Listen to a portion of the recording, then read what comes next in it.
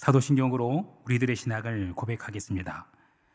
전능하사 천지를 만드신 하나님 아버지를 내가 믿사오며 그 외아들 우리 주 예수 그리스도를 믿사오니 이는 성령으로 잉태하사 동정녀 마리아에게 나시고 본디오 빌라도에게 고난을 받으사 십자가에 못 박혀 죽으시고 장사한 지 사흘 만에 죽은 자 가운데서 다시 살아나시며 하늘에 오르사 전능하신 하나님 우편에 앉아 계시다가 저리로서 산자와 죽은 자를 심판하러 오시리라. 성령을 믿사오며 거룩한 공회와 성도가 서로 교통하는 것과 죄를 사하여 주시는 것과 몸이 다시 사는 것과 영원히 사는 것을 믿사옵나이다. 아멘.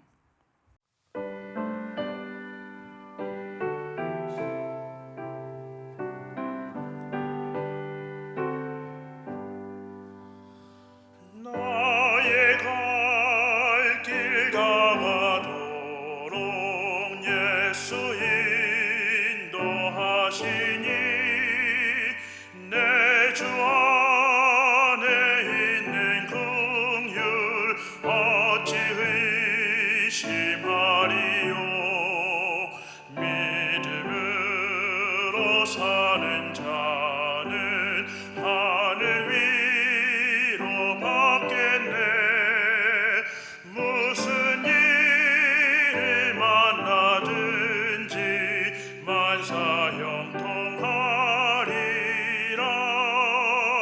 무슨 일을 만나든지 만사형통하리라.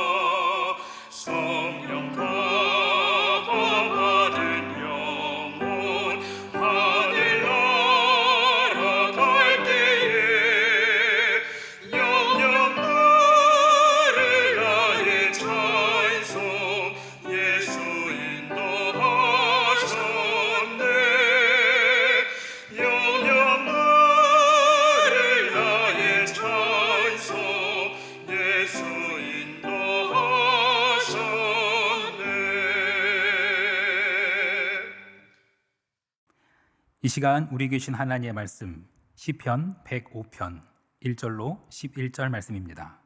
시편 105편 1절로 11절 말씀. 여호와께 감사하고 그의 이름을 불러 아뢰며 그가 하는 일을 만민 중에 알게 할지어다. 그에게 노래하며 그를 찬양하며 그의 모든 기이한 일들을 말할지어다. 그의 거룩한 이름을 자랑하라. 여호와를 구하는 자들은 마음이 즐거울지로다. 여호와와 그의 능력을 구할지어다. 그의 얼굴을 항상 구할지어다. 그의 종 아브라함의 후손 곧 택하신 야곱의 자손, 너희는 그가 행하신 기적과 그의 이적과 그의 입의 판단을 기억할지어다. 그는 여호와 우리 하나님이시라. 그의 판단이 온 땅에 있도다.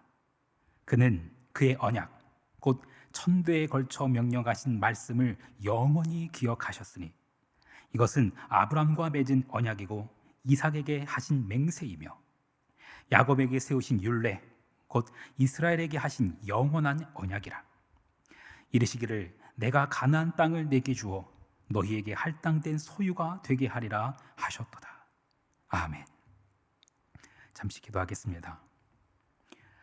영영 부를 나의 찬송 예수 인도하셨네. 영영 부를 나의 찬송 예수 인도하셨네.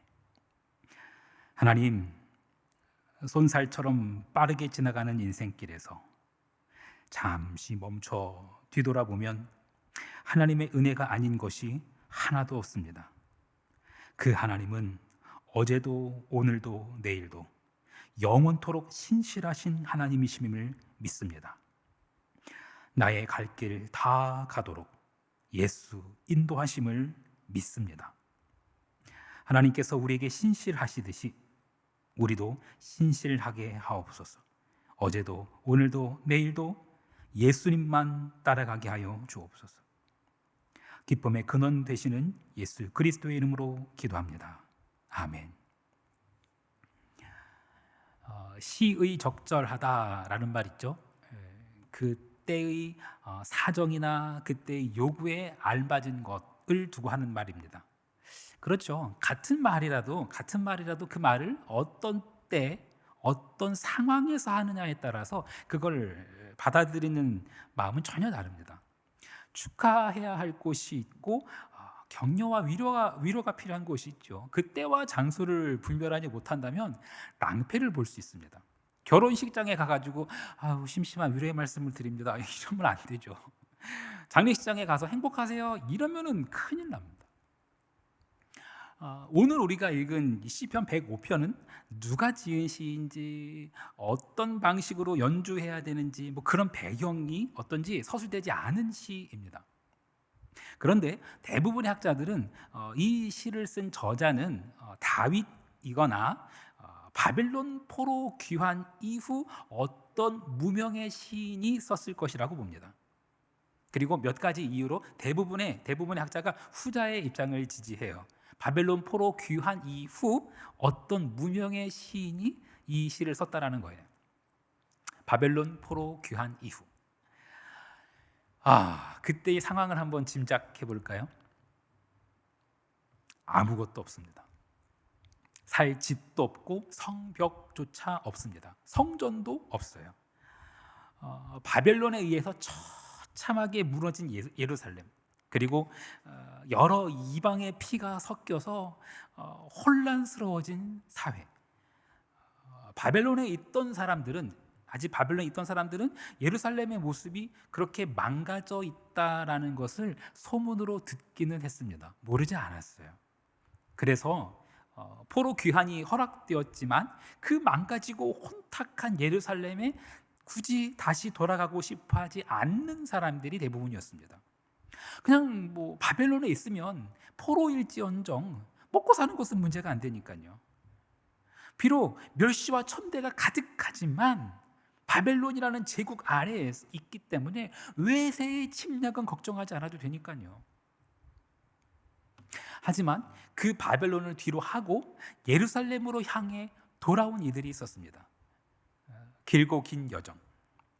그 끝에 다시 예루살렘으로 돌아왔어요. 하나님께서 약속하신 그날, 다시 예루살렘이 회복되는 날, 다시 성전에서 예배가 드려지는 그날, 다시 올 것 같지 않았던 그 날이 드디어 왔어요.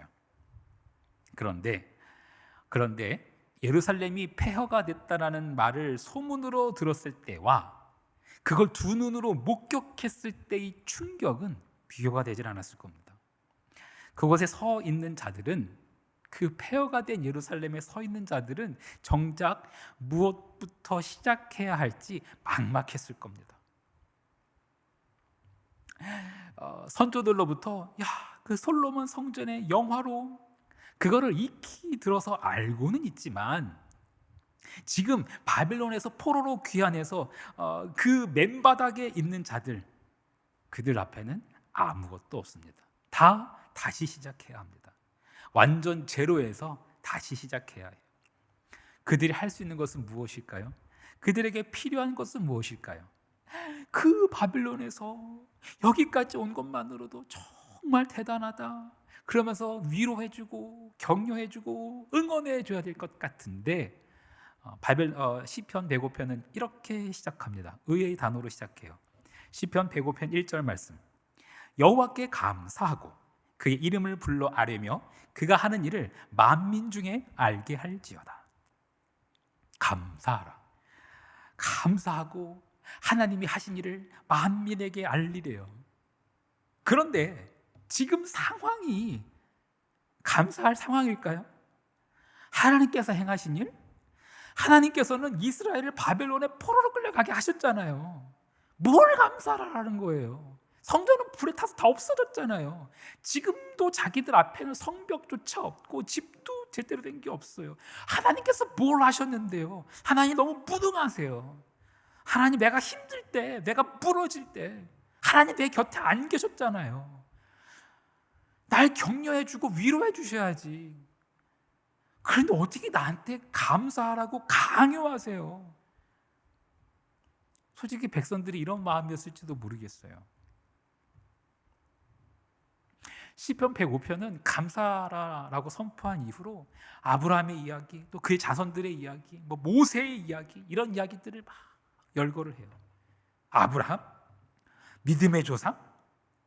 글쎄요, 아브라함의 손자 야곱은 자식 농사를 완전히 망쳤던 자예요. 아들들은 서로 싸웠고 10명의 형들은 그 막내였던 요셉을 팔아먹었어요. 하지만 하나님께서는 그 동생을 구덩이에서 건지셨고 감옥에서 건지셨어요. 모세, 출애굽, 애굽에서 이스라엘 백성들은 어땠죠? 동족끼리 서로 싸웠어요. 동족끼리 서로 싸우는 것을 말리는 모세를 떠밀치기도 했었습니다. 서로 싸우고 죽이고 팔아넘기는. 하나님께서는 그들 속으로 들어가셨어요. 그리고 그들을 건지셨어요. 그리고 지금껏 하나님은 신실하게 그 백성들을 이끌어 오고 계세요. 여호와께 감사하고 그의 이름을 불러 아뢰며 그가 하는 일을 만민 중에 알게 할지어다. 이것이 아무것도 없는 밑바닥에서 다시 시작하는 백성들에게 불렀던 어떤 이름 모를 시인의 노래입니다.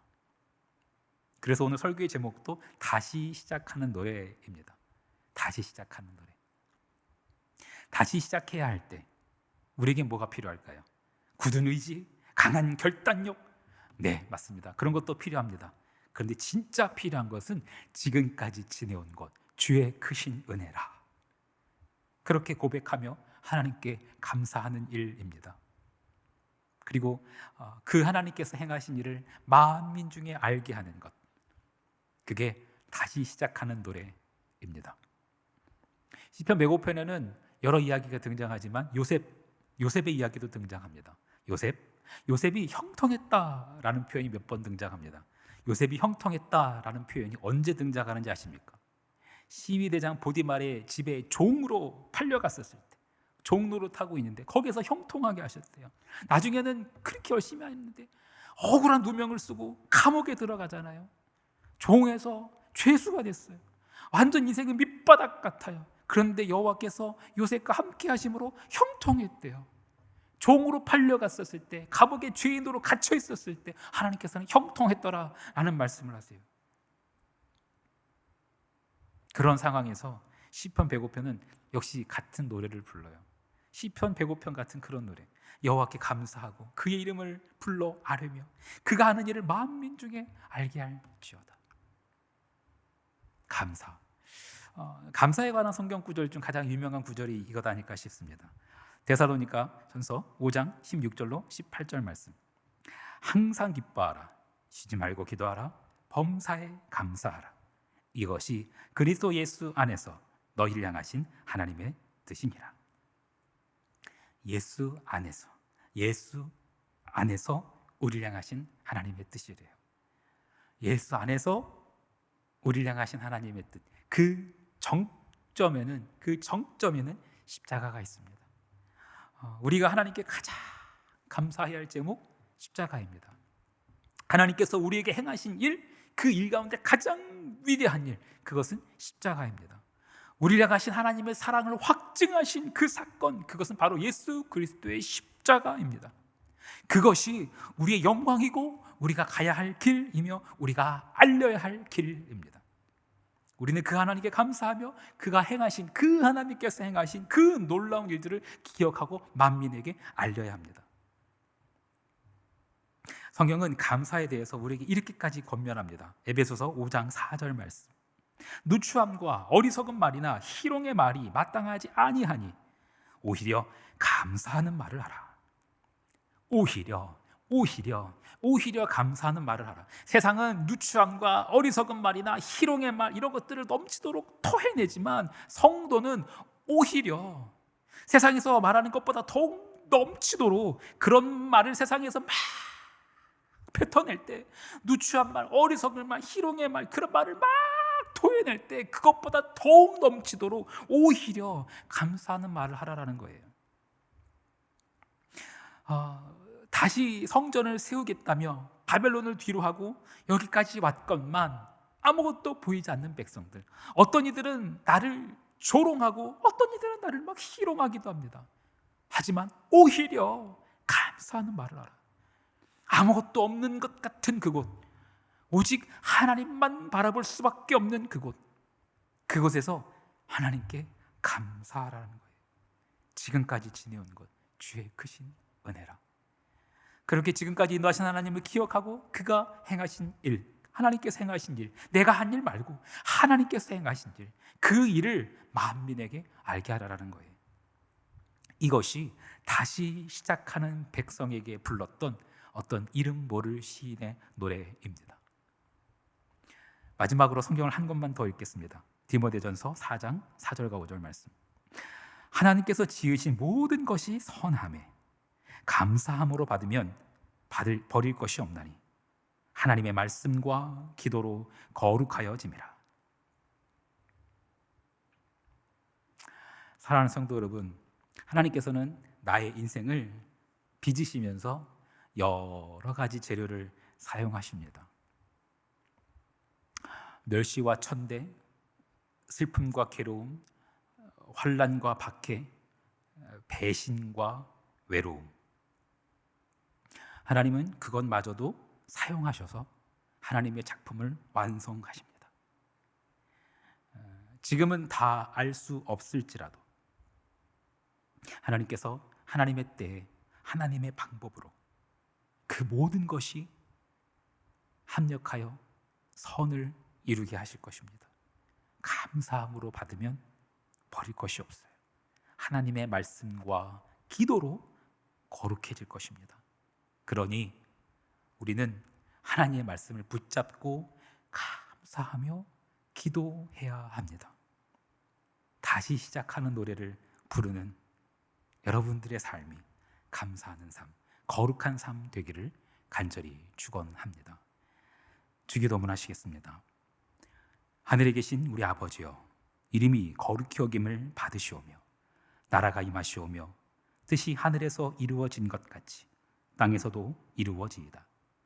오늘 우리에게 일용할 양식을 주시옵고 우리가 우리에게 죄 지은 자를 사하여 준 것 같이 우리 죄를 사하여 주시옵고 우리를 시험에 들게 하지 마시옵고 다만 악에서 구하시옵소서. 나라와 권세와 영광이 아버지께 영원히 있사옵나이다. 아멘.